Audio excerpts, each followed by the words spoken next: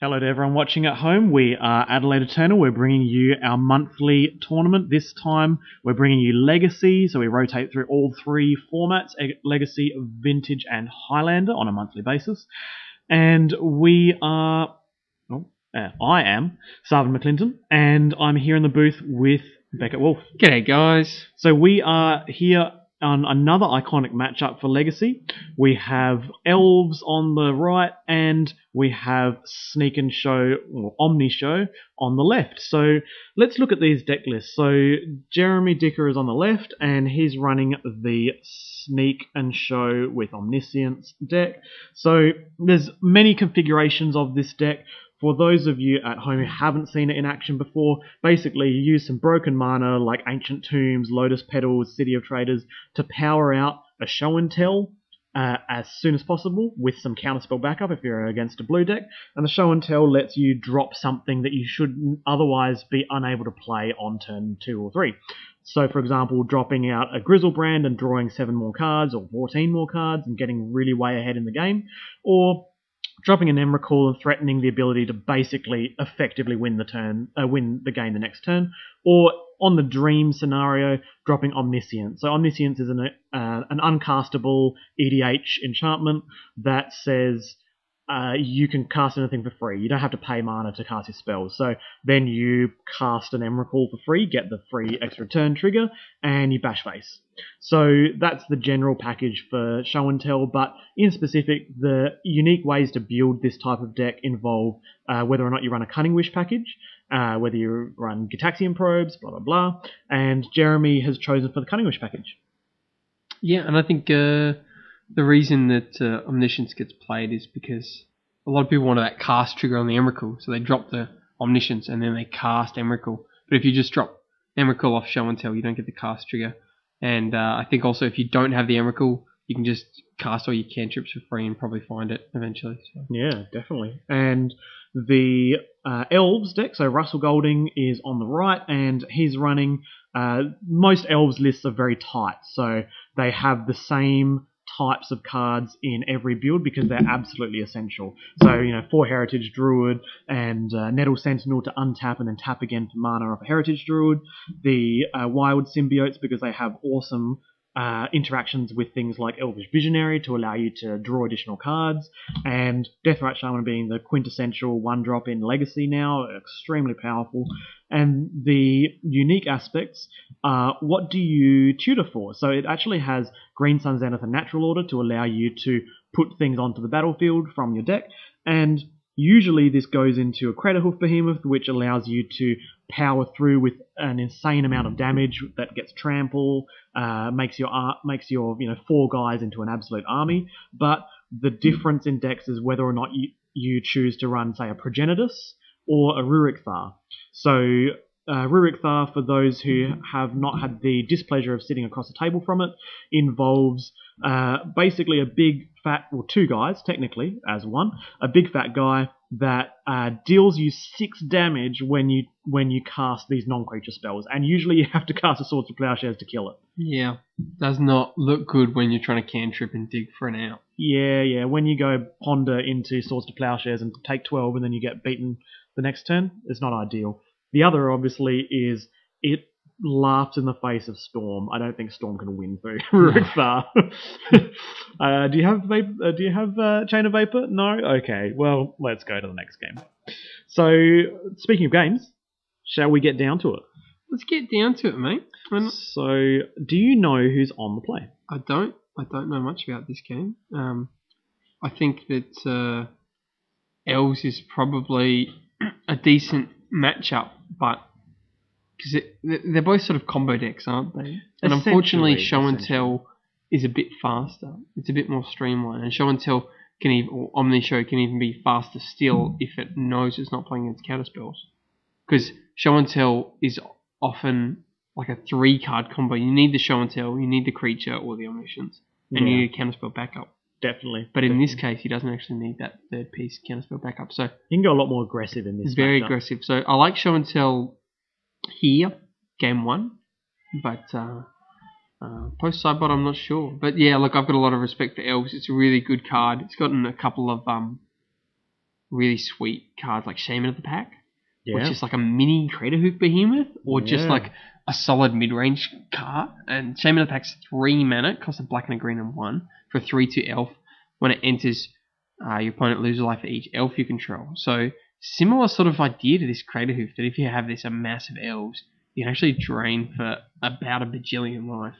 Roughly, give or take. It just depends on what your opponent's on. Right. Or you can hit them for a bajillion with Crater Hoof, but maybe like you've got like 8 elves out, you drain for 8, and now you've got this alternate plan where you can just bash face, which turns elves from this combo deck that tries to push out a Crater Hoof into mid-range. To just this mid-range deck, and I really like that aspect of it. Absolutely. Speaking of broken, insane turn 1 plays, we have Deathrat Shaman on the other side. Well, he's a good elf. He's probably the elf you want to open with, even if you're playing Grixis Delver. That's how good he is. Oh, beautiful Lorwyn Foil Ponder. This is absolute props to Jeremy for the choice. Whoa! So original art. Damn, what is that? What is that? Foil. What is that on the battlefield though? There. I have zero respect for your choice of Lotus Petal. However, that Ponder is absolutely. I hate that Ponder. It's the equivalent of music to my ears. It's kind of the full art Ponder is where it's at. We're not speaking anymore. Not on speaking terms. Oh, we're just going to speak. We're just going to speak to the mic now. The full art Ponder, I do like that. If you're not a foil person, because it's the way to pimp your deck that doesn't involve foils. It's good for competitive. So here we go. We get another fetch land crack, obviously fueling the Deathrat Shaman, which is always nice, and allowing Russell to power out a really good turn 2. I mean, if this turn 2 is a glimpse turn or something, Druid as well. So Heritage Druid is, I think, probably the iconic Elves card that really gets your broken stuff happening. Yeah, Nettle Sentinel into Nettle Sentinel and Heritage. Well, Heritage is tap 3 Elves, create 3 green mana. And that seems fair. You're like, well, that's what a Llanowar Elves does. But first of all, you don't need to have Summoning Sickness. Or if your creature has Summoning Sickness, you can still tap it through that. And also, when you have Nettle Sentinel, which says you untap it every time you cast a green spell, you can sort of untap the Nettle Sentinel and then tap it and a couple of other things for 3 green mana. And then what you cast can tap and the Nettle Sentinel will untap. So if you can cast 2 spells with that 3 green mana, then you just get to keep going off. And that's where Elves generates its ridiculous amount of mana and it's a ridiculous amount of creatures, which allows it to actually hard cast Crater Hoof. It doesn't even need the natural order. But man, I'm scared of natural order. Speaking of powerful turns, Russell unfortunately cracked a fetch and did stone cold nothing. Well, unfortunately, put two Yu-Gi-Oh cards down, so he must have a not great hand if he didn't have anything to play there. The other alternative is he's focusing on, say, a natural order into Ruric-Thar the next turn. Ooh. Look at this. This is an end of turn glimpse because it's a no. Sure, I don't think. Yeah, that doesn't make any sense. It's a sorcery. Yeah, I'm like, what? How? So correct. He did stone nothing on turn 2, but now he's going to his next turn. So basically, he was saying, I don't want to commit my creatures on turn 2, even though I have 3 mana, because I've got a glimpse turn, and I want to just power out as many creatures and as much draw as possible off that glimpse. Unfortunately, he gets Force of Will. But that's alright. It is. He gets something countered, and it's one less thing that gets countered because otherwise he gets to cast a natural order and get a Ruric-Thar, for example, and that's going to be a bit of a nightmare for Jeremy. Definitely a nightmare. So I think it's this is the turn. If Elves can power out just a few little, this is why would Symbiote?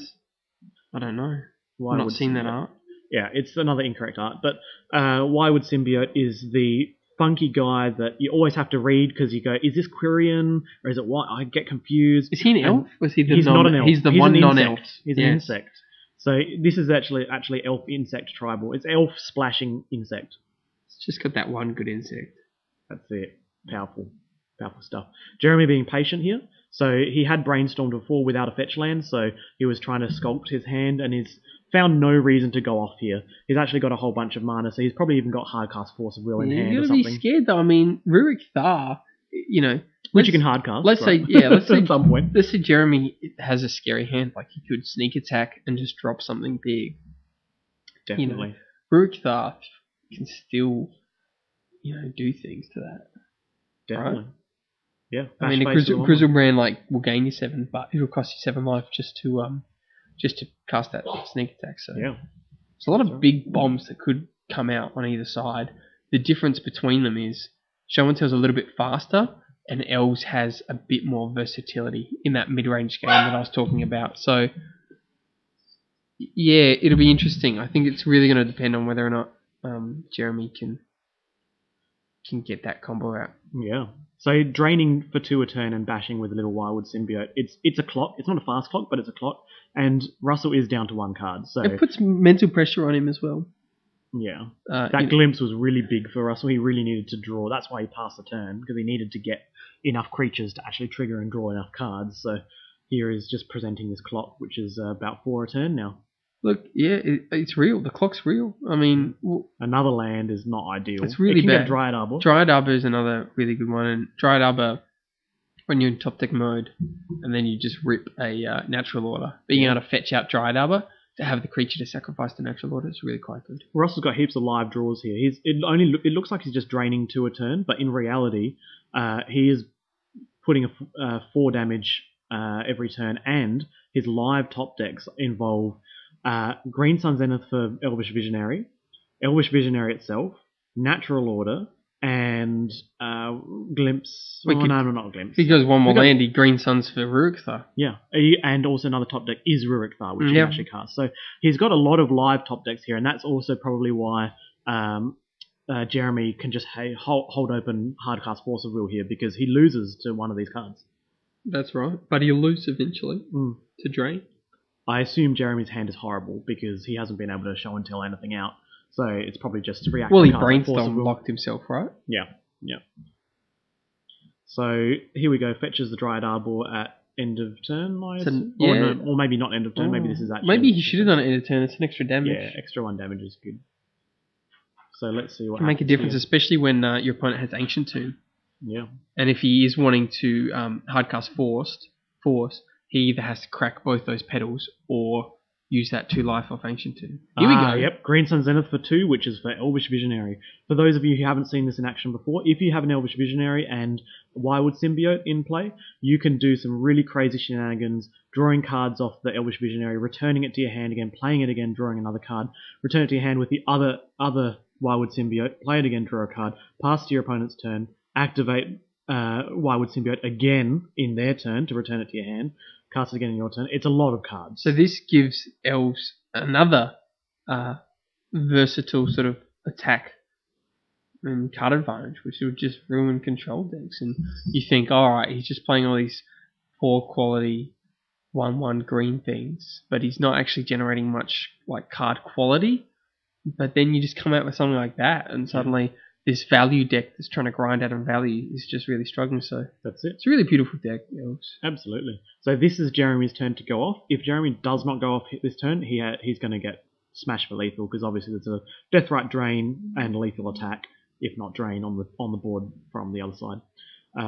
Just shows what those silly little 1/1s can do. I mean, what a silly game. And people say like, Legacy. You know, a lot of people who aren't keen to get into Eternal formats because they think it's broken and too fast. I mean, look at this. This is just a bunch of 1/1s bashing in, right? And it's just made the difference. Green weenie. It's just green. It's a deck. Green weenie. The little green men getting there.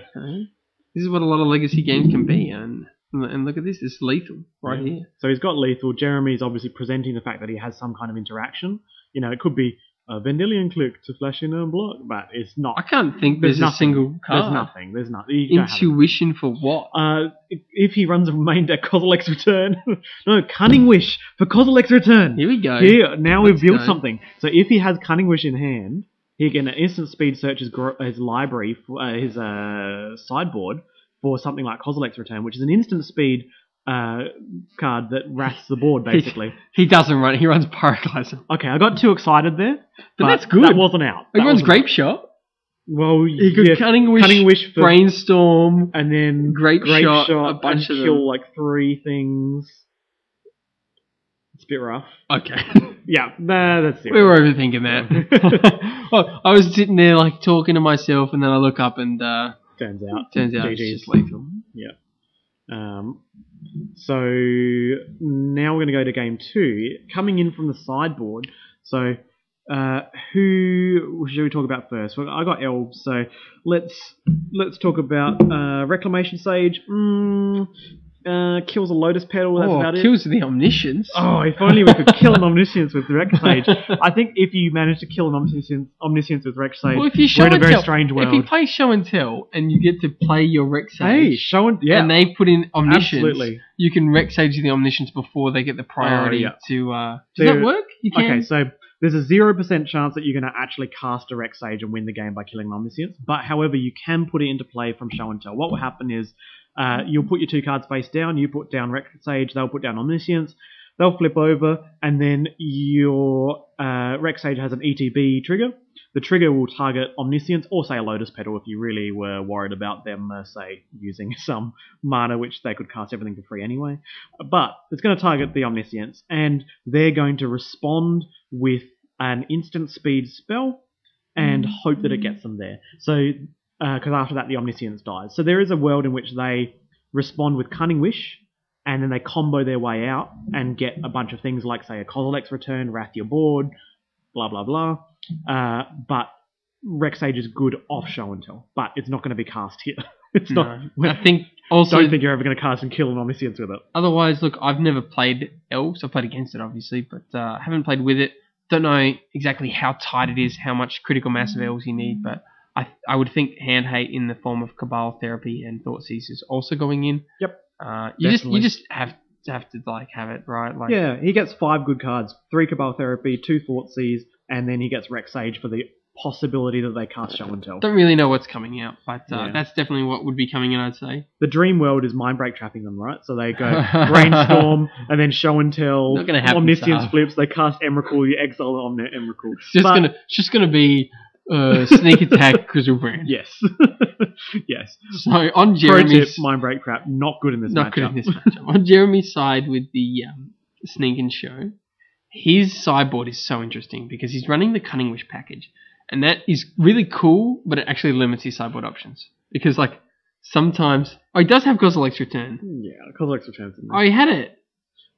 I messed up. He also... It was the last card on his sideboard. Yeah. And I hadn't scrolled down. Just off the edge. So Kozilek's Return, isn't out. But do you just keep it in the sideboard? I'm pretty sure you just always want it, right? Well, you the always thing want is... Kozilek's Return against them. I was just about to say, like, if you put it in your deck... You're like, yeah, I'm putting my good sideboard cards in my deck, but then they're not in your sideboard for you to search for them with Cunning Wish. Yeah, it's possible the Cunning Wish is too slow. If you run like 4 Cunning, I mean, I think he's only running 2 Cunning Wish, but if you're running 4 Cunning Wish, like, you've actually got a better chance of finding the card if it's in your sideboard. Now, that could be way too slow because you need 6 mana, right? So I think it's coming in, and I think...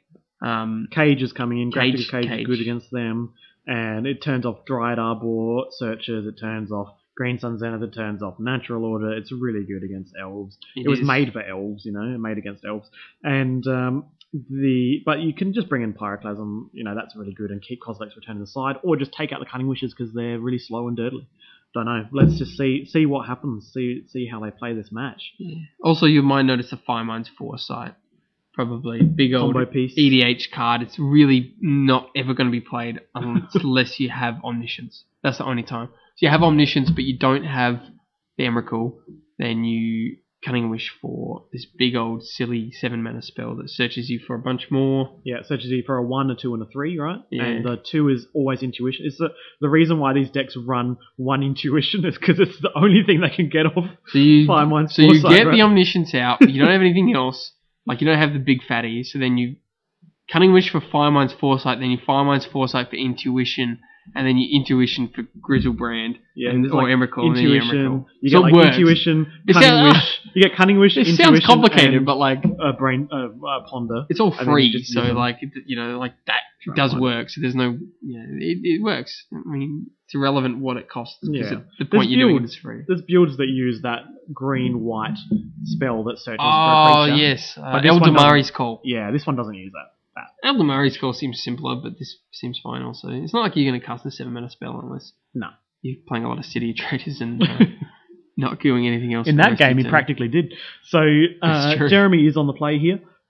Leads with a Scalding Tarn into a similarly coloured Scalding Tarn land, the volcanic island, and I assume it's just going to lead off with a Ponder.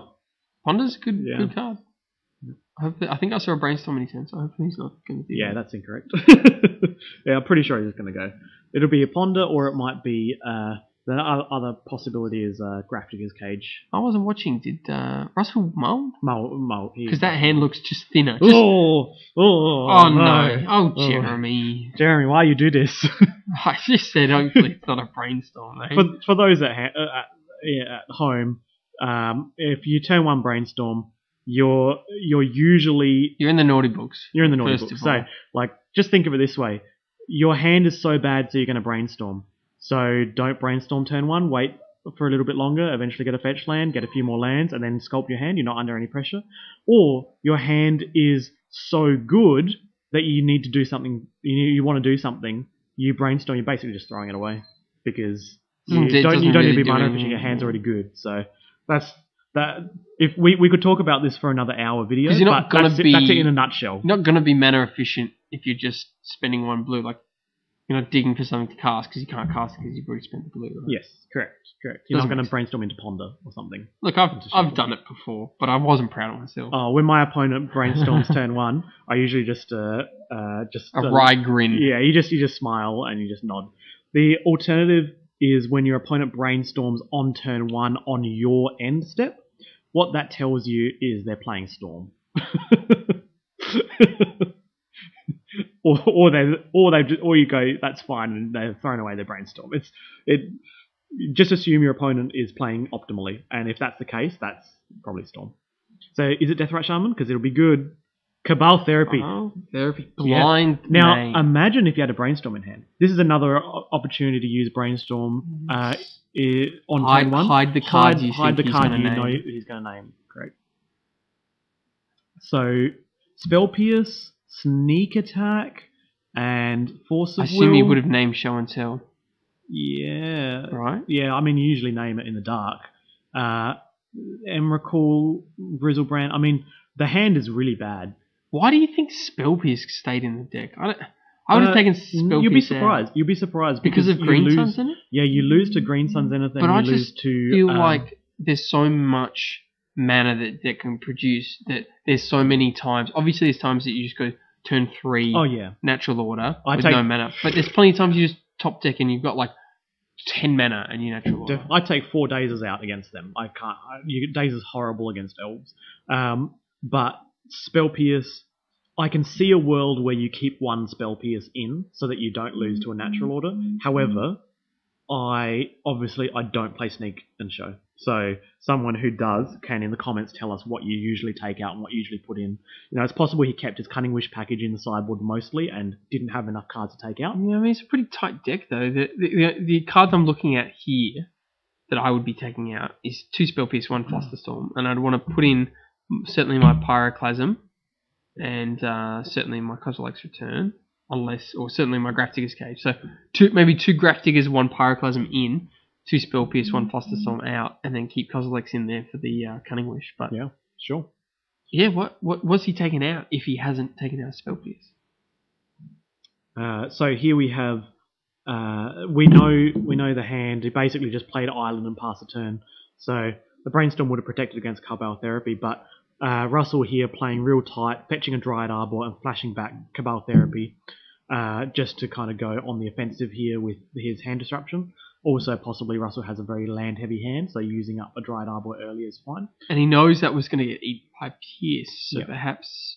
this is definitely turning on Spell Pierce, but the other possibility is pass a turn, play another land, and just or have a Deathrite Shaman and then do it the next turn. But what Russell's thinking is, if you Brainstorm turn 1 and you were predicting that I was going to have Cabal Therapy and you put Show and Tell on top of the deck, I lose.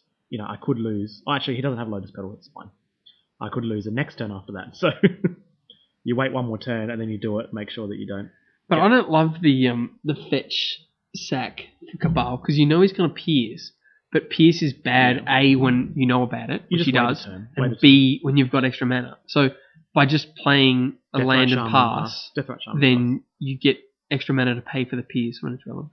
Yeah, definitely. In that Even case, if he's got the Green Sun Zenith and Natural Order and he wants to, he might be like, oh well, I've got the sorcery and instant, so I want to, or I've got the non-creature, so I want to cast, I want to get rid of the Peers. Yeah. But just be patient, yeah. True. And here's a Guy's Cradle, tapping for 2, and gets to play. And here's the combo. We've got Wirewood Symbiote out, ready to return Elvish Visionary, returns Elvish Visionary and untaps his Deathrite Shaman, which then taps for mana and uses the 1 mana floating off the Guy's Cradle to recast Elvish Visionary, which draws another card. And this is going to basically completely undo Russell's mulligan. He's going back by 2 more cards, passes a turn, and at the end of Jeremy's turn, he can re-return the Elvish Visionary again. Because the insect says you can only do it once per turn, but once per turn is enough when you can do it in your turn and in their turn. Absolutely. Ooh. So Pyroclasm comes out. But so here was that the red card in hand? Because I thought I saw a sneak attack, but that must be Pyroclasm. Oh, could be, but he wouldn't have named Pyroclasm. Yeah. I mean, maybe it was just a desperate attempt to hit the Pyroclasm, but you just know it's going to get pierced. So what you do there is you just play Deathrite Shaman, play your land, fetch land and pass the turn. They have to either Pyroclasm for just a Deathrite, or they pass the turn and... yeah, it's not good. I mean, it's a good Pyroclasm. It's not a total blowout because he keeps the Visionary. Yeah. So he gets the Visionary again, although he doesn't have a creature for the Guy's Cradle. Yeah, this could be rough. So but he's drawn 2 extra cards. He definitely has a land in that hand if he's drawn 2 extra cards. So hopefully he's got that land, and hopefully paying land, going Elvish Visionary, tapping Cradle for 1, and going Deathrite Shaman is pretty sweet. Oh, maybe no land. Yeah, Deathrite Shaman. Okay. Deathrite. Oh, no. Okay, so he's just going this way. He can actually fetch Dryad Arbor here and tap the Guy's Cradle for 2, and then play the Elvish Visionary. Bang, Sarv, that's not bad. Yeah. I don't play Elves, guys. I just have played against Elves. Nah, it's a good line, man. So any Elves players can tell me if I'm wrong. I mean, he doesn't know the list, so he doesn't know how many Pyroclasms are there, but you got to assume that, well, now Pyroclasm's gone, it's a bit safer to run out a few more Dryad Arbors. Yeah, definitely. And I think the list does run... now this is really disgusting. We didn't know there was a Heritage Druid in that hand. This hand gets insane. So for those who don't know, obviously, as Beckett was saying before, we're going to see the power of it. We're going to see the power of Heritage Druid tapping 3 Elves for 3 mana. So time to make 3 mana, and out. I just wish there was a Nettle Sentinel so you guys could really another see. Visionary. Oh, this is good. I do like how Russell has started pimping out this deck with the foil Elvish Visionaries. They're a very beautiful card in foil when you look at them. Good place to start, and all the lights come back on there, I think. Oh, yep. Yeah, no, the Heritage Druid is pretty good, because especially with that Visionary combo, it's very mana intensive. So you can use that mana, you know. Here we have Jeremy stuck on 2 land, so I assume that the turn 1 Brainstorm was a Desperation Brainstorm when you only have 1 land in hand. So for those at home, if you're brainstorming turn 1 to find a land, don't do it. Don't do it. Just don't do it. Mulligan the hand. Just play Mulligan the hand, or play 1 land, pass the turn, go to your turn, untap, try and draw a land. If you don't draw a land, cast Brainstorm and go an extra. Then you dug 1 deeper, of course, yeah. And it's not like you're really going to do anything specky on turn 2. And if you were, you know, can you really expect to do something special if you are Brainstorm locked? Speaking of something special, we have a Natural Order coming out here. So for those of you who haven't seen it, it's the card we're talking about, but specifically what happens is you sack a green creature to put a green creature into play from your deck. And but see here, look, man, I mean, there's 2 mana up for Spell Pierce exactly, so... Yeah, he's definitely playing around Spell Pierce, which is very nice. And the Flizzle Flom as well. So and by 2 mana, we actually mean a lot of mana because Heritage Druid. Yeah. Although you probably want a couple of them. You don't need many for creative, but you want some. Force of Will, because he knew Force of Will was in hand. He didn't know if there was a blue card. And that's fine. You know. Throwing away a Dryad Arbor here is fine. It's fine. Throwing away a Dryad Arbor for the potential to win the game is fine. Like if your opponent didn't draw the blue card, and now gets to generate more mana. Oh, he's bashing. I guess he doesn't have anything in hand. Apply pressure. I mean, it's the same as last game, right? You can drain with his Shaman end of turn. Yeah. No, double Shaman is pretty. No black though. Not double black. So basically, it's not ideal. Basically, it's that idea. I mean, you can just keep the Shaman in hand for the eventual Pyroclasm and still bash face. Because you're still on the same clock, right? That's right. 5, 5, and 5. So 4, 5, 6. It's 6, right? Now. So Now it's it the is, difference, yeah. So does it change a clock? It does change a clock. Because 6, 12, Yeah, yes. 2 turn clock, or it's rather than 3 three turn turn clock clock, by yeah. like 1 damage. So yep, swing inside. Here you swing with the Deathrite It doesn't Shaman. work if you don't swing with the Yeah, Shaman. you definitely right? swing with the Deathrite Shaman. You get in for 4 here, and then You get a 9, yeah. oh no, he's got another fetch. Okay. Yeah, it's fine. He's got a fetch for another Bayou. We apologise. We're only playing to board. We don't know what the hands. We here at Adelaide Eternal like to apologise. Apologise for the cards we can't see in your hand. Show us your cards, guys. Yeah. It's time as well. Feel free to, always if you're ever playing on one of our tournaments, please feel free to show us your cards. Flash the camera. Don't flash Holy Light. Don't flash. Holy Light with the guy mooning on it. So, if Jeremy doesn't draw a land here, it's pretty rough. If I this think is a it's already- brainstorm to find the extra land, it's pretty rough. It's already Goblin Ponder. Uprise. Yep.